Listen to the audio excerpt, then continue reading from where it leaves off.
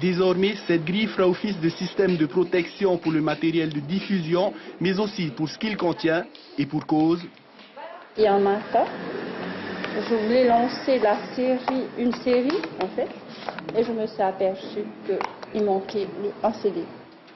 Subtiliser des données sur du matériel informatique de base n'a rien de bien compliqué, d'après cet informaticien, qui est aussi un des élèves de l'auto-école.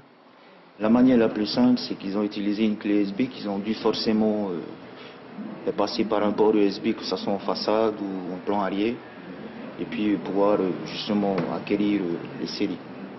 Et depuis quelques semaines, les annonces fleurissent sur Internet avec des prix allant du simple au double. Le président de l'association des auto-écoles de Polynésie a déposé une plainte à la DSP et auprès du procureur pour vol et recel. Ça a été publié sur différents sites, en fait, sur différentes pages de vente.